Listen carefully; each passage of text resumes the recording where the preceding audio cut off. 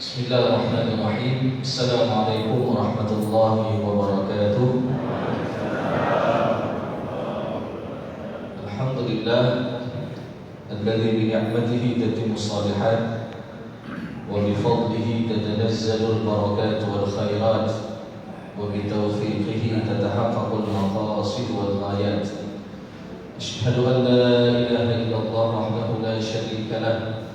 Lahul mulku wa lahul hamdu wa huwa ala kulli syai'in qadir. Wa asyhadu anna Muhammadan 'abduhu wa rasuluh. Allahumma salli wa sallim ala sayyidina Muhammad wa ala alihi wa sahbihi ajma'in. Amma ba'du. Kaum muslimin dan kaum muslimat, guru-guru kami, para asatiz, orang tua kami, Ketua BKM Kecil Kampung Laksana Utara Banda Aceh, dan seluruh hadirin dan hadirat sidang jamaah salat subuh yang dimuliakan oleh Allah Subhanahu wa taala. Pertama-tama marilah kita mengajarkan puji dan syukur kita kepada Allah Subhanahu wa taala yang masih memberikan kita nikmat iman, nikmat sehat, dan juga nikmat kesempatan untuk membuka mata pada pagi yang berbahagia ini. Maka tiada bosan-bosannya kita terus memuji Allah atas nikmat-nikmat tersebut. Terlebih kita masih Allah berikan kesempatan hidup sampai dengan detik ini. Terkhusus lagi ketika kita membuka mata setiap paginya, jangan langsung kita lihat status HP dan lain sebagainya. Ketika kita buka mata setiap pagi, langsung kita puji Allah dengan kita membaca Alhamdulillah alladzi ahyana ba'da ma amatana wa ilaihi nusyur. Alhamdulillah, segala puji bagi Allah alladzi ahyana, yang telah menghidupkan kita pada pagi ini, ba'da ma amatana, yang sebelumnya kita diberikan kematian. Jadi tidur itu juga salah satu bentuk kematian kecil. Berapa banyak orang yang tidur malam rupanya itu menjadi tidur panjangnya atau kematiannya. Wa ilaihi nusyur, dan kepadanya lah semua kita akan kembali. Salawat dan salam tak lupa pula kita sampaikan kepada Nabi Muhammad SAW, Rasulullah sebagai qudwah hasanah, Rasulullah sebagai suri tauladan yang baik yang patut kita contohi dalam kehidupan kita sehari-hari. Kaum muslimin sidang jamaah salat subuh yang dimuliakan oleh Allah Subhanahu wa taala, ada sebuah ungkapan yang sangat luar biasa yang dikatakan oleh Imam Hasan Al-Basri. Beliau mengatakan, "Ya ibnu Adam, wahai anak Adam, innama anta ayyam, engkau adalah kumpulan daripada hari-harimu. Idza dhahaba yawmun dhahaba ba'duka, apabila berlalu satu hari maka hilanglah sebagian daripada kehidupan." Ada jemaah yang dimuliakan oleh Allah Subhanahu wa taala. Jadi kita ini ibarat kumpulan daripada hari-hari. Mungkin ada yang Allah berikan kesempatan kita hidup mungkin 100 hari lagi. Ada yang mungkin 10 hari lagi.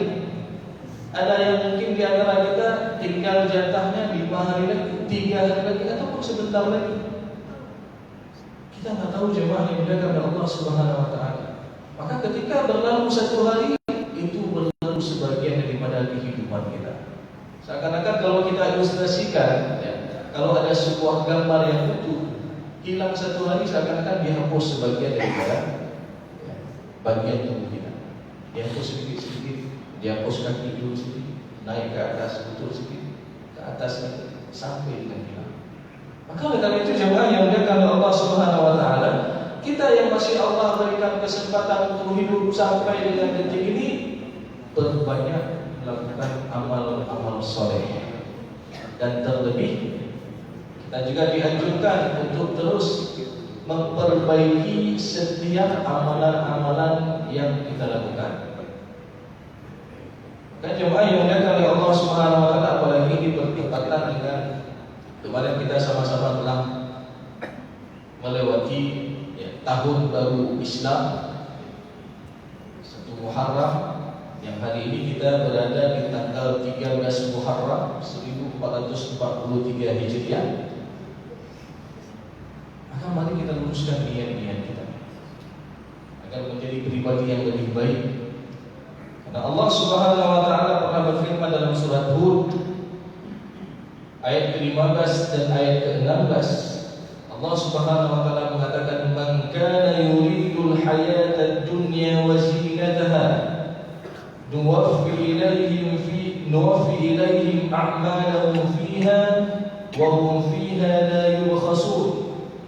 Ulaika alladziina laysa lahum fil akhirati illa an-nar wa habita ma sana'u fiha wa batilum ma kanu ya'malun." Allah Subhanahu wa taala mengatakan bahwasanya barang siapa yang menghendaki kehidupan dunia dan perhiasannya, di barang siapa yang niat hidupnya ini hanya untuk dunia dan perhiasan dunia. Apa saja perhiasan dunia itu? Allah Subhanahu wa taala menyebutkan dalam surat Al-Kahfi, "Al-mal wal banuna zinatul hayatid dunya." Harta, anak-anak itu adalah perhiasan dalam kehidupan dunia. Maka Allah Subhanahu wa taala tegaskan tadi bahwa barang siapa yang menghendaki untuk kehidupan dunia dan perhiasannya, nuwaffi ilaihim a'malahum fiha, pasti kami berikan balasan penuh atas pekerjaan mereka di dunia dengan sempurna. Wa la yubkhasun, dan mereka tidak dirugikan sedikit pun dalam hal urusan dunianya. Karena orientasi kehidupannya dunia, dunia dan dunia.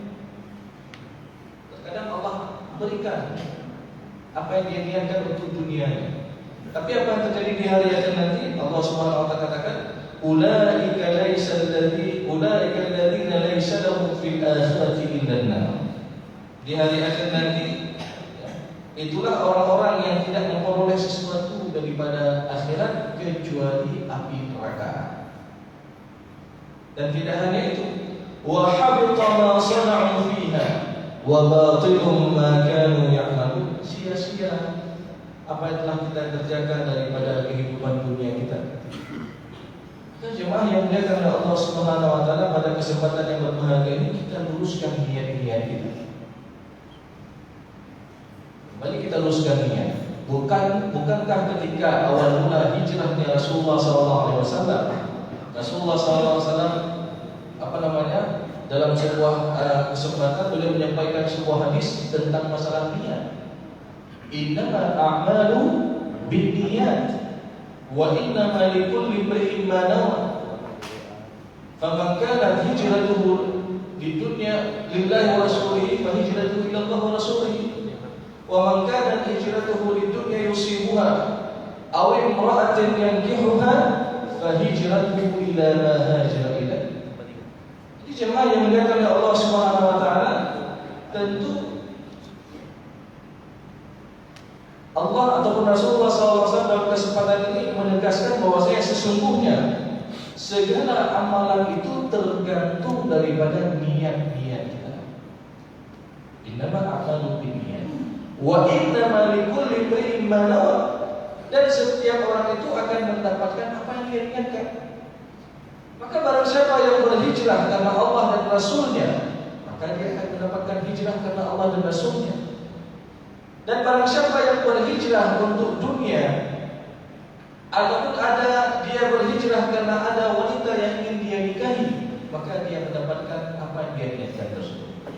Jemaah yang dimuliakan oleh Allah Subhanahu wa taala, kenapa hadis ini ada?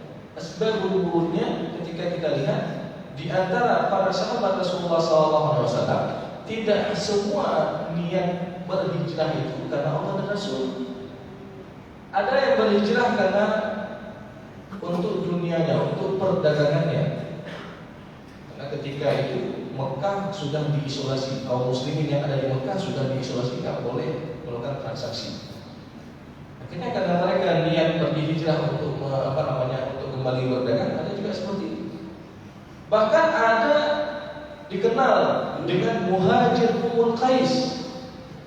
Jadi ada sahabat yang berhijrah karena ada wanita yang ingin dia nikahi, sehingga orang yang berhijrah ini dikenal dengan Muhajir Ummul Qais. Oleh karena itu jemaah yang dimuliakan oleh Allah Subhanahu wa taala, kita luruskan niat-niat kita. Sebagaimana kita hadir pada subuh yang berbahagia, kita luruskan niat-niat kita.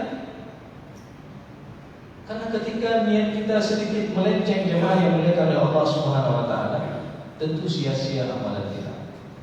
Maka setidaknya pernah dalam suatu ketika, dalam sebuah hadis yang diriwayatkan oleh Abu Hurairah radhiyallahu anhu, ketika Rasulullah SAW mengatakan ada 3 golongan yang menjadi koreknya api neraka. Di 3 golongan ini menjadi koreknya api neraka. Ketika pertama api neraka dinyalakan, mereka lah yang 2 dicampakkan. Dan ketiga-tiga ini kalau kita lihat semuanya ini orang-orang yang celong, orang-orang yang enggak. Yang pertama apa? Aliman wa qari al-Quran. Orang-orang alim dan orang-orang yang senantiasa qari membaca Al-Quran. Kenapa mereka bisa menjadi koreknya api neraka? Ketika disidang di hadapan Allah Subhanahu wa taala, Allah Subhanahu wa taala menampakkan segala nikmat. Fa'arrafahu ni'amahu fa'arafaha. Lalu dia mengakui bahwasanya semua nikmat itu daripada Allah Subhanahu wa taala. Ya Allah, saya belajar ini agar saya bisa mengajarkan kepada orang lain, dan saya membaca Al-Quran ini untukmu ya Allah. Kita di dunia bisa mengatakan belum ikhlasillah ta'ala, tapi Allah mengetahui apa yang ada dalam yang terbetik dalam hati-hati kita. Maka ketika orang tersebut mengatakan demikian, Allah Subhanahu wa taala katakan apa? Kadzdzabta, engkau berdusta. Sesungguhnya engkau belajar itu agar engkau dikenal dan dipanggil oleh orang-orang sebagai orang alim, dan engkau membaca Al-Quran itu agar dikenal dan dipanggil oleh orang-orang sebagai qari. Wa qad qil, dan pujian itu telah engkau dapatkan di dunia, sehingga Allah Subhanahu wa taala memerintahkan malaikatnya. Apa kata Allah Subhanahu wa taala? Tsumma umira bihi fasuhiba ala wajhihi tsumma ulqiya fin nar. Lalu Allah menyuruh malaikatnya ditarik dia, diseret dia dengan wajahnya, lalu dicampakkan ke dalam api neraka. Tidak hanya itu jemaah yang dimuliakan oleh Allah Subhanahu wa taala, yang kedua adalah orang yang syahid berperang di jalan Allah, mengorbankan jiwa dan hartanya di jalan Allah. Ketika disidang di hadapan Allah Subhanahu wa taala, fa'arrafahu ni'amahu fa'arafaha, Allah tampakkan nikmat-nikmat itu, lalu dia mengatakan, ya Allah, segala nikmat ini adalah darimu ya Allah. Dan Allah katakan, kadzdzabta, innama qatalta, sesungguhnya engkau berperang itu agar engkau dikatakan sebagai seorang yang pahlawan. Wa qad qil, dan pujian itu telah engkau dapatkan di dunia. Lalu kemudian Allah merintahkan malaikatnya lagi, diseret dia dengan wajahnya, lalu dicampakkan ke dalam api neraka. Dan yang ketiga jemaah yang dimuliakan oleh Allah Subhanahu wa taala adalah al-jawad. Itu orang-orang yang dermawan. Ditanya nikmat-nikmat daripada Allah SWT, ditanya nikmat-nikmat yang telah dia dapatkan, lalu dia mengatakan, ya Allah, tidak ada satupun jalan yang mana engkau suruh sedekahkan melainkan telah aku sedekahkan. Lalu Allah Subhanahu wa taala, lalu dia mengatakan, dan ini saya lakukan semua lillahi ta'ala, untukmu ya Allah. Lalu Allah katakan, kadzdzabta, engkau berdusta. Innama anfaqta liqala al-jawad. Sebenarnya engkau berinfak itu agar engkau dikatakan sebagai orang yang dermawan, dan pujian itu telah engkau dapatkan di dunia. Allah kembali memerintahkan para malaikatnya, diseret dia dengan wajahnya, summa tuliha finnar, kemudian dicampakkan ke api neraka. Maka oleh karena itu jemaah yang dimuliakan oleh Allah Subhanahu wa taala, kita luruskan niat-niat kita. Kita perbaiki niat-niat kita agar ini semua lillahi ta'ala. Dan tidak hanya itu, memang niat ini bisa merubah amalan biasa menjadi ibadah. Tentu kalau kita lihat fungsi niat itu adalah Yang pertama, membedakan satu ibadah dengan ibadah yang lainnya. Seperti kita salat zuhur dengan salat asar, itu secara zahir kita lihat itu sama-sama 4 rakaat, ya. Kemudian sama-sama disir, walaupun perbedaan waktu. Tapi nanti yang jelas membedakannya adalah niat. Jadi membedakan antara satu ibadah dengan ibadah yang lain. Begitu juga orang puasa. Orang puasa ada yang niatnya puasa qadha, ada yang niatnya puasa sunnah. Ya, maka yang membedakan apa? Niatnya. Yang mana mereka sama-sama menahan dari sejak subuh sampai dengan terbenamnya matahari. Kemudian jemaah yang dimuliakan oleh Allah Subhanahu wa taala, juga ketika kita melakukan amalan biasa, tapi karena kita niatkan lillahi ta'ala, sehingga itu juga bisa menjadi ibadah. Contoh, kita makan. Allah, saya makan ini agar saya bisa mampu bekerja, saya mencari nafkah untuk keluarga saya. Ya Allah, saya tidur sebentar ini agar bisa saya bangun tengah malam untuk salat tahajud.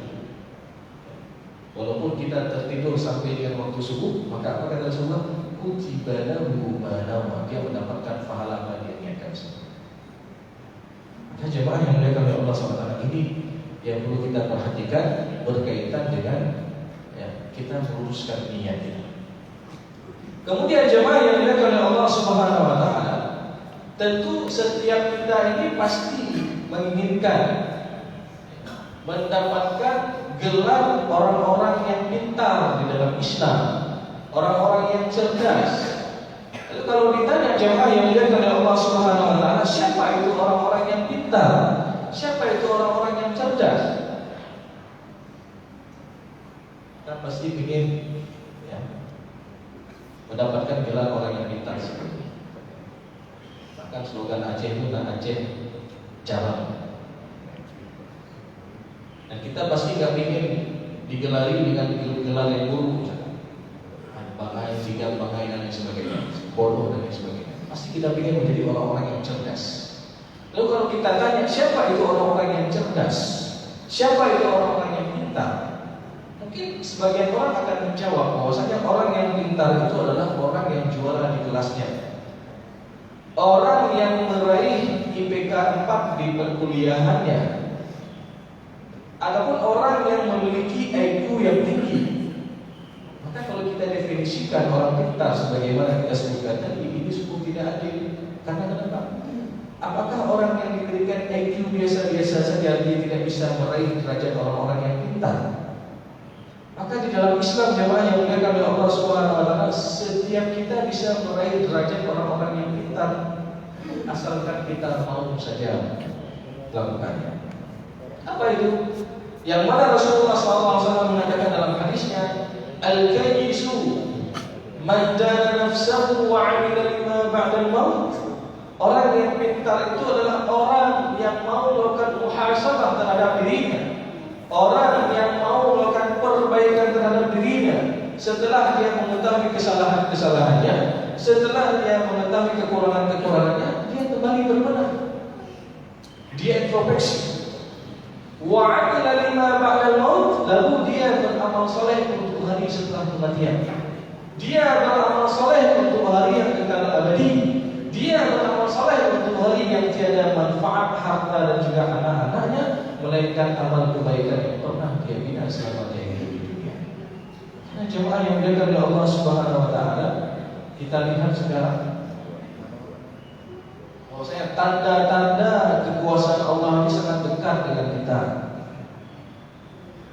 Dan hampir setiap hari kita mendengar berita inna lillahi wa inna ilaihi raji'un. Orang yang meninggal, ada yang menimpa saudara kita, ada yang menimpa tetangga kita, di kampung sebelah kita, yang hari ini sedih kita lihat.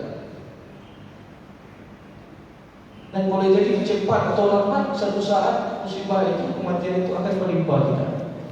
Maka jemaah yang dimuliakan oleh Allah Subhanahu wa taala, orang yang pintar itu kata Rasulullah, itu orang yang mau melakukan muhasabah terhadap dirinya dan beramal saleh untuk hari setelah kematian. Karena kenapa? Dia tahu kehidupan dunia ini hanya sementara. Kehidupan dunia ini hanya sesaat. Sehingga Rasulullah SAW juga mengatakan, a'malu ummati 70. Umur umatku rata-rata 60 sampai 70 tahun. Wa qalilun may yajuzu dzalik, dan sangat sedikit yang lebih daripada 70 tahun. Ada yang belum 60 tahun sudah meninggal dunia. Maka oleh karena itu jamaah yang dimuliakan oleh Allah Subhanahu wa taala, patokan orang-orang cerdas dalam Islam itu hanya dua saja. Yang pertama, dia banyak-banyak buat muhasabah, evaluasi dirinya. Sudahkah hari ini saya bersedekah? Sudahkah hari ini saya salat tahajud? Sudahkah hari ini saya salat duha? Sudahkah hari ini saya berbuat baik dengan orang? Sudahkah hari ini saya? Intinya kita terus berbenah menjadi pribadi yang lebih baik. Jemaah yang dimuliakan oleh Allah Subhanahu wa taala, tadi kriteria pertama orang yang pintar itu dia melakukan muhasabah terhadap dirinya, yang kedua dia melakukan amal. Ada amal. Jangan hanya setelah introspeksi tidak beramal. Jadi setelah dia melakukan muhasabah, ada amalan yang dikerjakan. Dan dua poin yang Rasulullah SAW katakan tadi, ini tidak hanya berguna dalam hal akhirat kita, tapi juga berguna dalam hal urusan dunia kita.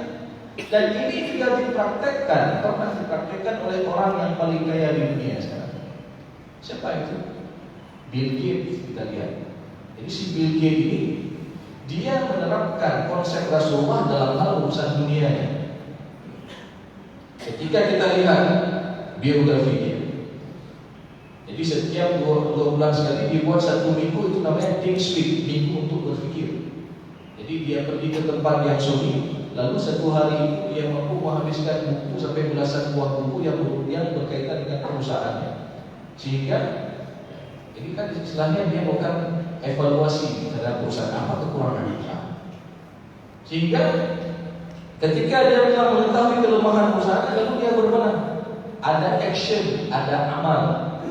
Ini dalam hal urusan dunia. Dan kita juga bisa menerapkan ini dalam hal pekerjaan kita. Misalkan ada yang ada di dinas A, dinas B dan lain sebagainya, di perkantoran atau di perusahaan dan sebagainya. Kita bisa menerapkan, dan ini sudah kita terapkan juga dalam hal urusan dunia kita. Ada rapat evaluasi dibuat, ada rapat evaluasi bulanan dan lain sebagainya. Lalu kita ada action, ada amal. Maka ini lebih utama lagi kita terapkan dalam hal akhirat kita, semuanya Allah Subhanahu wa taala. Jadi jangan hanya kita hari ini salat, tapi kita tidak memperbagus kualitas salat kita. Bahkan Rasulullah SAW pernah mengatakan, innar rajula la yusalluna salatan hatta 60 sana falam tuqbal lahu salat. Ada orang yang salat sampai dengan 60 tahun, dia rukuk, dia sujud di hadapan Allah Subhanahu wa taala, tapi apa yang terjadi? Salatnya ini tidak diterima di sisi Allah Subhanahu wa taala. La haula wala quwwata illa billahil aliyyil azim. 60 tahun dia rukuk, dia sujud di hadapan Allah Subhanahu wa taala. Kenapa demikian?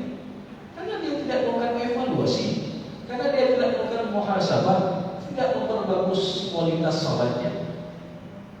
Boleh jadi selama ini bacaan suratul Fatihahnya salah-salah misalkan. Coba kita belajar terus, kita perbaiki, kita perbagus. Sudah sekian puluh tahun kita salat, apakah kita sudah memahami makna suratul Fatihah yang kita bacakan? Minimal 17 kali dalam 1 hari. Suratul Fatihah, yang mana surat yang penuh dengan keutamaan-keutamaan, dan dia banyak nama-nama suratul Fatihah. Ada yang disebut dengan Ummul Kitab, ada yang disebut dengan Asy-Syafiyah yang penyembuh, ada yang disebut dengan surat Ar-Ruqyah, ada yang disebut dengan surat Al-Kafiyah yang mencukupi. Jadi banyak nama-nama daripada suratul Fatihah. Tentu banyaknya nama-nama yang disandang dalam sesuatu hal tersebut menunjukkan keutamaan daripada sesuatu itu.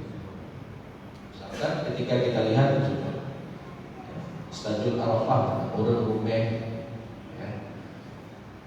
lembut tapi tegas dengan hal-hal yang melanggar syariat dan sebagainya. Tentu kita akan mengenal bahwa Zohar. Jadi orang tersebut penuh dengan keutamaan-keutamaan. Begitu juga dengan suratul Fatihah. Suratul Fatihah itu banyak sekali nama-nama.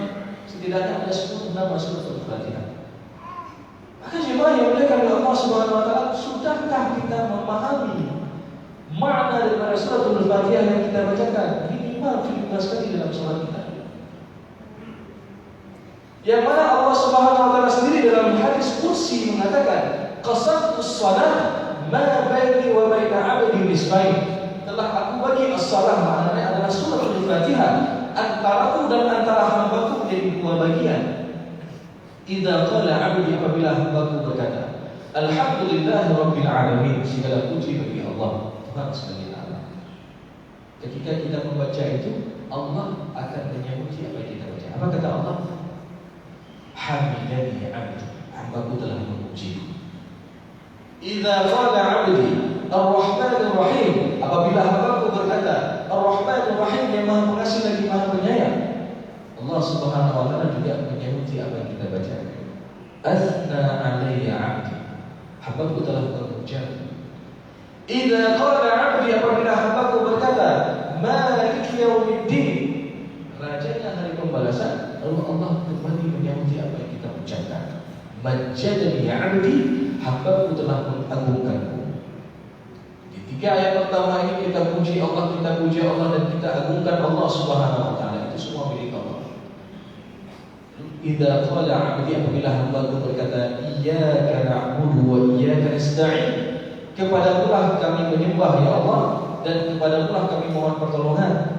Lalu Allah Subhanahu wa taala mengatakan dalam hadis kursi tersebut, ayat ini setengah untukku dan setengah untuk hamba. Iyyaka na'budu, kepadamu-lah kami menyembah ya Allah, dan kepadamu-lah kami mohon pertolongan. Lalu setelahnya apa? Wali 'abdi ma sa'ala, setengah lagi untuk hambaku apa yang dia minta. Apa yang kita minta? Ihdinas siratal mustaqim. Ya Allah, tunjukilah kami selalu ke jalan yang lurus, jalan yang Engkau ridai ya Allah. Ini yang kita minta setiap hari, ada 17 kali minimal. Siratal ladzina an'amta 'alaihim, itu jalan-jalan yang telah Kau berikan nikmat ke atas mereka. Siapa orang-orang yang telah diberikan nikmat ke atas mereka? Ayat ini ditafsirkan dengan surat An-Nisa. Kalau tidak salah ayat ke-69.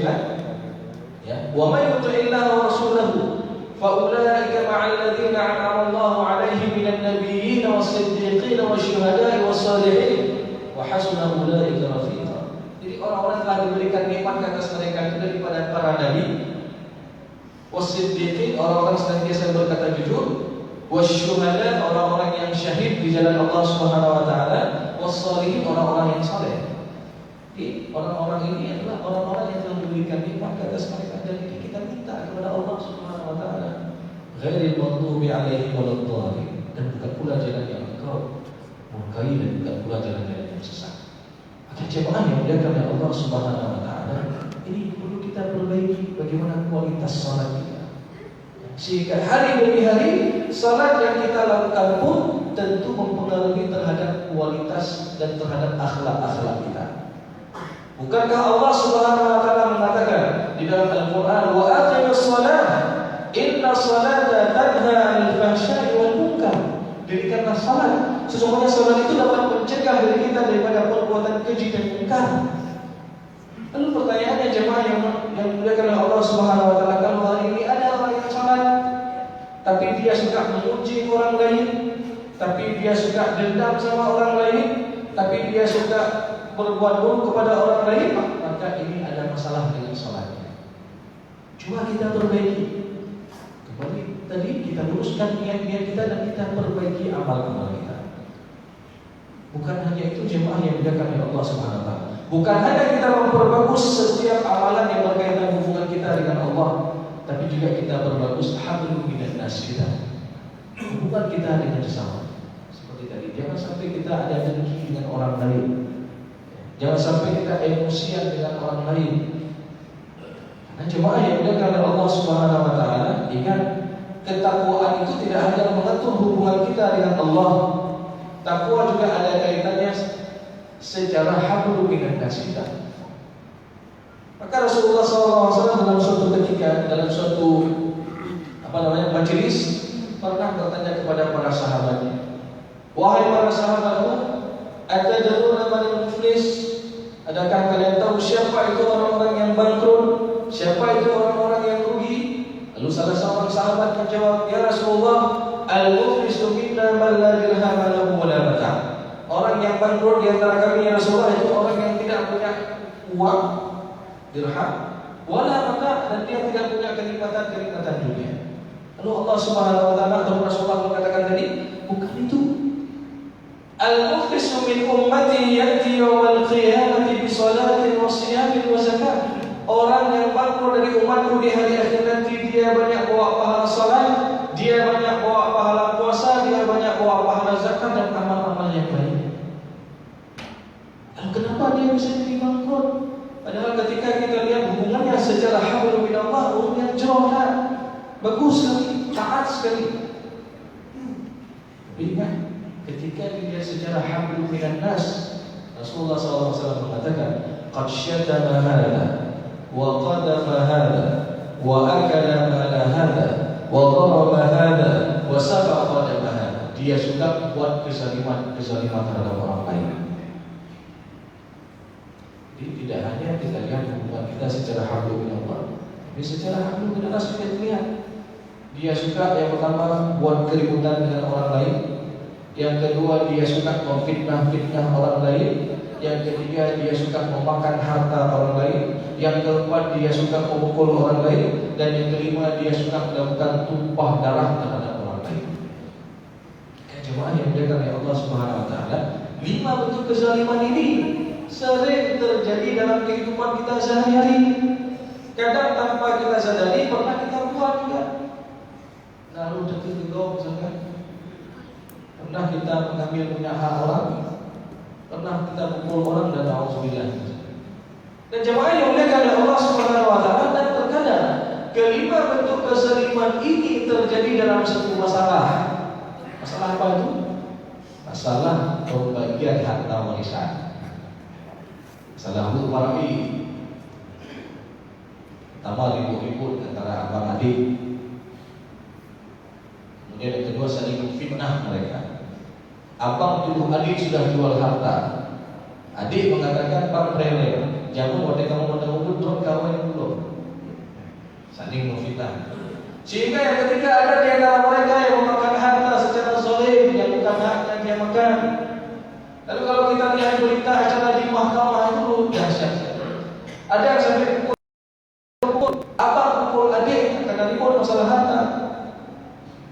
Dan na'udzubillah ada yang sampai bunuh-bunuh. Maka jemaah yang dimuliakan oleh Allah Subhanahu wa taala, kenapa ini saya sampaikan?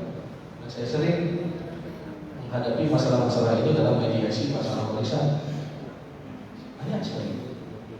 Ada yang ribut menantu dan mertua, ada yang ribut abang dengan adik, ada yang ribut anak dengan orang tua, ada yang ribut anak dengan ponakan.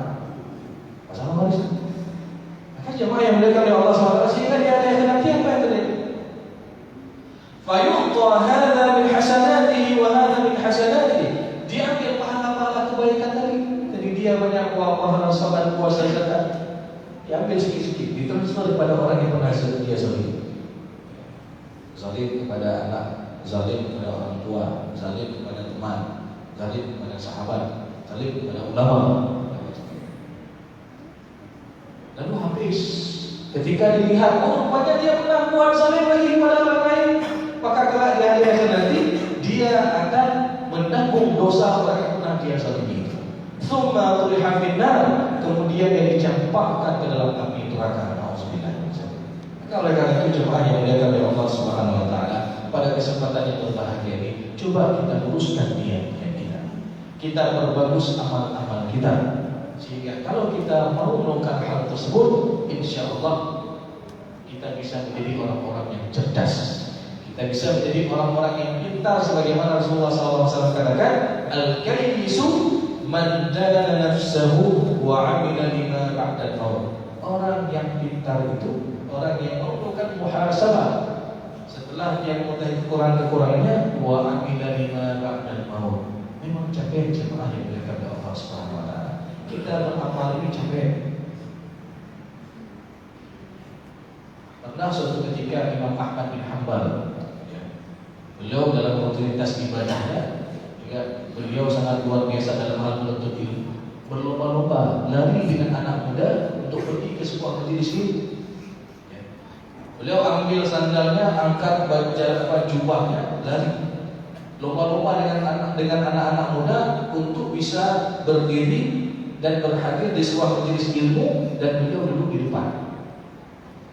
Lalu mereka bertanya, anak-anak muda ini bertanya, wahai Imam Ahmad bin Hanbal, engkau sudah tua, mata raha, kapan engkau istirahat?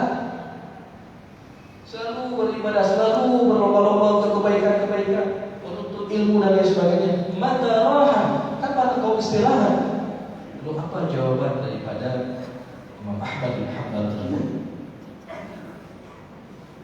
Bahwasanya istirahat itu adalah inda awwal rajulin yadha'aha fil jannah. Yang namanya istirahat itu adalah ketika kita pertama kali menginjakkan kaki kita ke dalam surga ya Allah Subhanahu wa taala. Itulah istirahat yang ini. Oleh karena itu jemaah yang dimuliakan oleh Allah Subhanahu wa taala, sekali lagi marilah sama-sama kita terus memperbaiki niat-niat kita perbagus amal-amal kita, dan insyaallah pada akhirnya sebagaimana kita berkumpul pada pagi yang berbahagia ini, insyaallah kelak kita akan berkumpul di surga Allah Subhanahu wa taala. Amin ya rabbal alamin. Mungkin ini saja yang bisa saya sampaikan, lebih dari kurang saya mohon maaf. Aku qauli hadza wa astaghfirullah li wa lakum wa lisal mu'minin. Assalamualaikum warahmatullahi